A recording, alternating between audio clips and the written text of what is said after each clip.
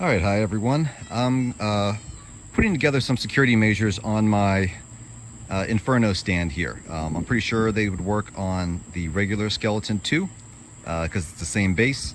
But I know there's been a lot of questions on what best way to secure it to prevent it from being stolen. And so I have an idea I'm going to try out here. All right, so one of the most common security precautions I hear people talking about are spiral stakes or trampoline stakes. So here's some spiral stakes I got. Both of them are from Amazon. This is an 8-inch one. This is a 10-inch one.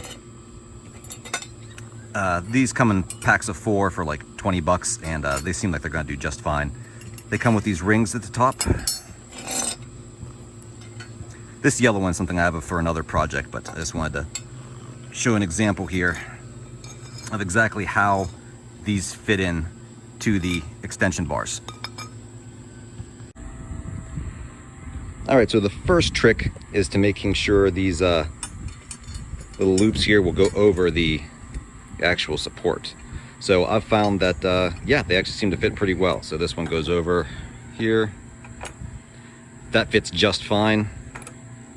This other one I have, and this is why I have it out, you know, this feels like it's coated a little bit more, and so this just barely fits on, but that is I mean, that's on, and that's super snug there. That would be great. If this was a little tighter, I'd be happier, but this one will do just fine. As far as actual security goes, once you get these things into the ground, this 8-inch says it'll take almost 250 pounds of vertical force to get it out. There's no one pulling that out.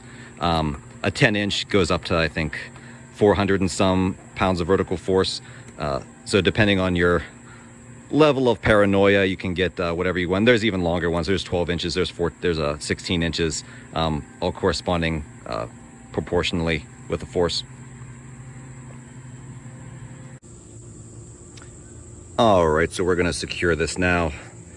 Put this through here.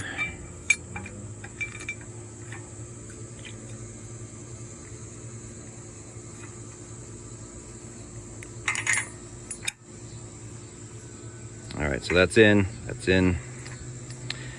right, and I'm gonna try and lift this up here.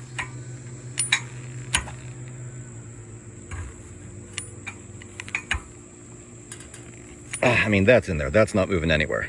So at this point, you can do one on the opposite end, and if you put them both right near the joints, you know, normally you could just, you know, someone could defeat this alone by just sliding it out this way.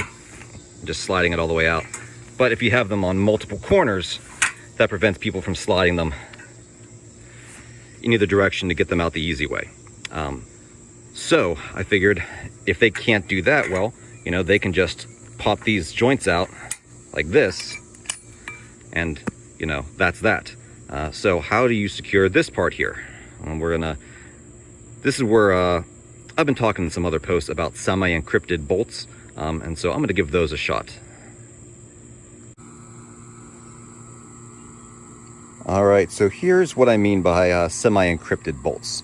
So most of the time when you have bolts, you know, they're your typical either hex head, or they have a, you know, Phillips head or something very common. Anyone can go grab a screwdriver or a pair of pliers and boom, it's, you know, disassembled in seconds. So this is what I got. There's this company called Screwed. They make professionally, totally encrypted bolts, where it's basically a lock and key system. You buy a bunch of bolts and you buy a specialty head, and there's like 55 million combinations, but that's a little too much even for me. So I bought their kind of consumer grade stuff. What this is, I don't know if you can see it here. This is a head that looks kind of like a Torx head, but it's not. It's very asymmetrical. And so no one's really going to have the proper tool to get this out. You have to buy the appropriate bit to go with it. And again, these aren't entirely unique, and anyone who's on their website can get one, but I mean, the chances of someone doing that is like beyond my level of concern. So I got 10 by 32 and 2-inch, 10 30 seconds and 2-inch size. That's way too big, too long for this, but I'd rather have it too long and then cut it short than have it too short. So as you can see, this has to go, the bolt has to go on this side, not this side.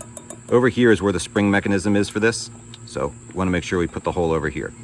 You could probably go up to about a 1/4 inch size. The 1/4 inch size does come in 1.5 inches, which seems like it would be just perfect. These only come in 1 inch and 2 inch, so those are my options, too long or too short. But this is going to go right here through the entire base and through the extension. And then on the other end of it, I'm going to put a nylock nut. Nylocks are great when you really kind of don't want them coming off. You guys be careful with these though. They the more you take them on and off, the more they lose their grip and their effectiveness. And so the idea is, once I get that through here and put this nut on the other end, this is just gonna, anyone who tries to get a tool in here or to grab the nut on the end, it's just gonna spin. There's no way they're gonna get them apart.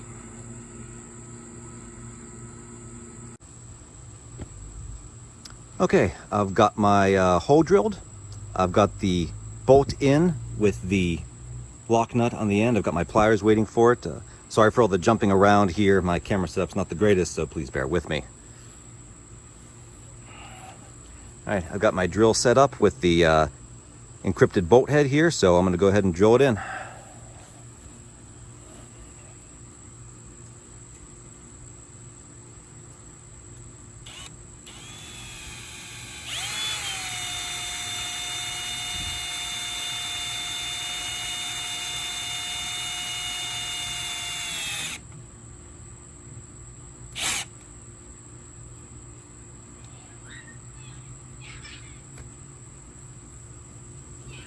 All right, there we go. That is, that's on there. Let me give it a tug and see what happens.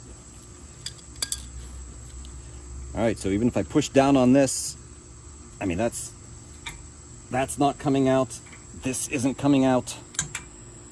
This portion of the stand is not going anywhere. You can do this on at least the opposing side. That'll lock it down. You can do it on all 4 legs if you choose. But 2 is the minimum. Get 2 done, and that this thing isn't going to go anywhere. Aside from the base, you can also do the same thing with any of the other vertical supports using these semi-encrypted bolts here, and that makes it pretty secure, if you ask me. I'm going to take this off in a second. I'll show you what it looks like on both sides. All right, so here it is again. You can see there's the bolt side. And one thing I forgot to mention is be very careful when you're driving this in. You do not want to strip these because they're asymmetrical, because they're, you know, uniquely headed. You don't want to strip it because otherwise, I mean, there's no way you're going to get it off otherwise without cutting it somehow. So that's that. Locking it over there. I'm gonna trim off the end of this bolt at some point just so it's nice and flush. But yeah, this thing is not going anywhere. That's really tight. Even if someone were to get, you know, wrench on this, they wouldn't be able to turn this. This is very flat. You're not going to get a tool on that. So this thing is not coming out. I'm real happy with how this turned out. I wasn't sure, but that's what I would recommend to anyone who's really looking to secure their skelly. So if you try this, let me know how it turns out. Very curious. Good luck.